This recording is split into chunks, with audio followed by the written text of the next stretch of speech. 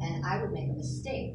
Because if I made a mistake, then everybody would know I was dumb, and then I would feel shame.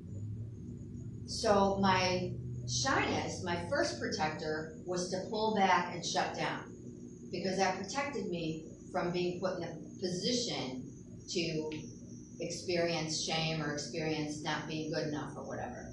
But as I got to be a teenager, whenever I was put in a position where I felt inadequate, not good enough, like I didn't know something, I would get mad. So I developed anger issues. So my big protector became anger. So whenever I felt this inner feeling of not being good enough, I just got mad, because my anger could push people away, could get me out of situations where people expected something from me, because I just got mad. I didn't have to do it, you know? I didn't have to fail if I didn't have to do it, and if I could fight somebody and get into an argument with them, then it would distract people. So it would protect me because it would take me out of that situation where I might fail. So do you see how that could be protective? So even like anxiety can be protective. Anxiety protects us from taking risks. So sometimes we get anxious and nervous and we don't take risks because we have another part of us that's afraid to fail or make mistakes. Sometimes people develop strategies of being a caretaker.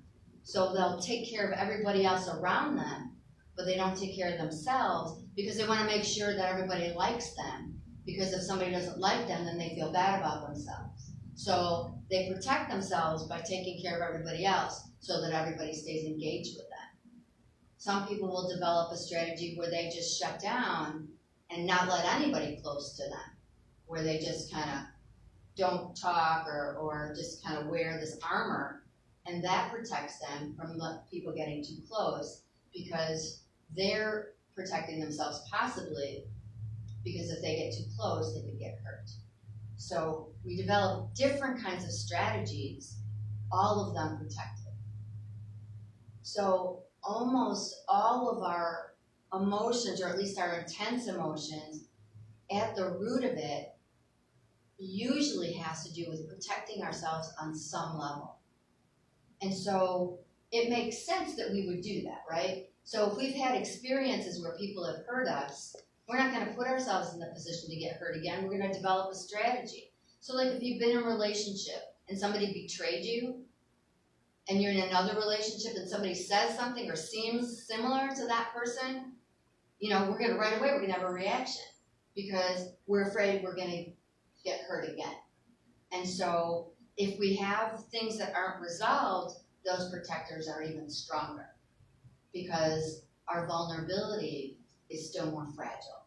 So oftentimes we're protecting that part of us that's maybe young or fragile or still carrying that wound, and so our protectors are bigger. So when you run into people who have really big strategies or are really angry or are really defensive or whatever, when I see that, I know from experience that they probably are carrying around like a young, fragile, wounded part. And so the bigger the protector, the more fragile the inner. Because people who don't have wounds tend not to be defensive. But we all have wounds. I haven't met anyone who doesn't have wounds. And so we all have some defenses. And so when we understand, though, that those defenses are parts of us that are protecting us, and then we learn how to be in that place of ourself. Because one of the things I also know is that place of self, that inner spirit of you, the core you, the thing you call I, that can't get damaged. That can't get broken, can't get touched. It's always okay. But because we've been through experience where we felt hurt, we don't always trust that that's true. Especially when we're young and we don't even know about how that inner, system works. But that inner self can't get broken. It's always whole.